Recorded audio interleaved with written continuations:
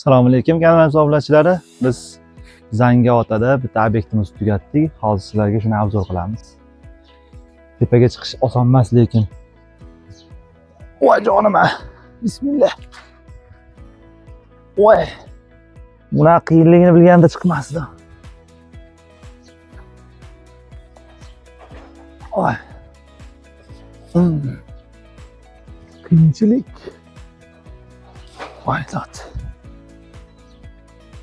Bo'ldi, chiqay. Voy jonim. Yos. Mana pomma ham chiqib oldik.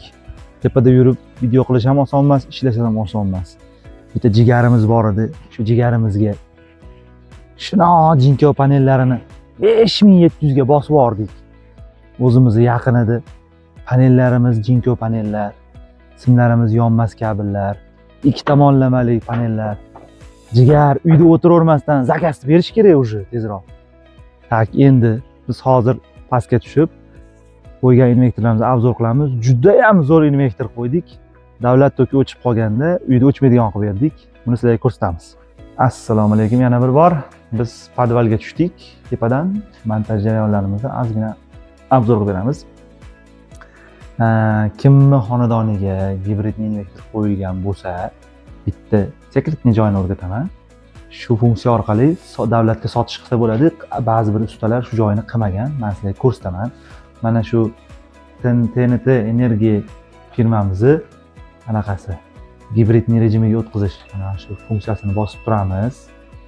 Shatdan biz 44-menyusiga o'tib olamiz. Bu ma'lumot ustalarga va xonadon egalariga. Mana hozir bizda 44 ga kelib qoldik. 44 da mana gibridda turibdi. Shuni off grid qilsa faqat uy uchun ishlaydi. Gibridda tursa ham sotadi, ham uy uchun ishlaydi.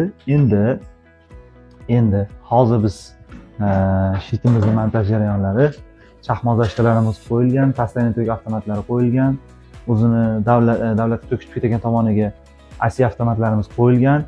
Biz bularga ikkita 10 kilovatlik gibridni invertorni o'rnatib berdik. Uylari ikki etaj ekan, birinchi etajini bittasiga uladik, ikkinchi etajini yana bittasiga uladik. Qish mavsumida bularda tok past bo'lar ekan. Past tok bo'lsa invertor kuyish jarayoni kuchayadi. Shuning uchun biz Andalay stabilizatorlarini 20 kilovatini qo'yib berdik. Hozir u ishlagan yo'q, chunki uning ichida bypass tizimi bor. Hozir pryamoy tok o'tyapti. Qishga kelganda ular bypass bilan yoqib oladi. Invertorlarda muammo bo'lmaydi. Kimga shunaqa xizmatlar kerak bo'lsa, Ideal Elektrik jamoasiga murojaat qilinglar. Biz albatta yordam qilamiz. Videoni prosmotri zo'r bo'lyapti, lekin podpiska qilmayapsizlar. Iltimos podpiska qilishingizdan chiqmasin. Rahmat.